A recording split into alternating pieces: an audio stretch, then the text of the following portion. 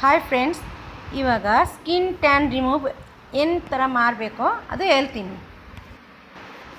First ಒಂದು ಬೌಲ್ಗೆ 2 tea spoon shampoo ತಗೊಳ್ಳಿ. ಆಮೇಲೆ 1 ಟೀ ಸ್ಪೂನ್ ಸಕ್ಕರೆ, 1/4 ಟೀ ಸ್ಪೂನ್ ಅರಿಶಿನ, ಆಮೇಲೆ 1 ಟೀ ಸ್ಪೂನ್ ಕಾಫಿ ಪೌಡರ್ ತಗೊಳ್ಳಿ. ಎಲ್ಲ ಚೆನ್ನಾಗಿ ಮಿಕ್ಸ್ ಮಾಡಿ. ಇವಾಗ ಏನೇನು ಜಾಗ ಟ್ಯಾನ್ ಆಗಿದೆಯಾ ಅಲ್ಲಿ ಕ್ಲಿನ್ಸರ್ ಮಾಡಿ. ಕ್ಲಿನ್ಸರ್ ಮಾಡಿದ್ಮೇಲೆ ರೆಡಿ ಮಾಡಿರೋ ಪೇಸ್ಟ್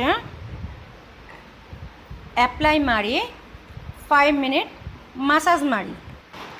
ಮಸಾಜ್ ಮಾಡಾದ್ಮೇಲೆ 10 ಮಿನಿಟ್ ಸ್ಟೇ ಮಾಡಿ. ಆಮೇಲೆ ಚೆನ್ನಾಗಿ ವಾಶ್ ಮಾಡಿ. ಈ ಥರ ವೀಕ್ಲಿ 2 ಡೇಸ್ ಯೂಸ್ ಮಾಡಿ, ಡಿಫರೆನ್ಸ್ ಗೊತ್ತಾಗುತ್ತೆ. ಇದೇ ಥರ ನ್ಯೂ ಟಿಪ್ಸ್ ಬೇಕಂದರೆ ಎಸೆನ್ಸ್ಗೆ ಫಾಲೋ ಮಾಡಿ.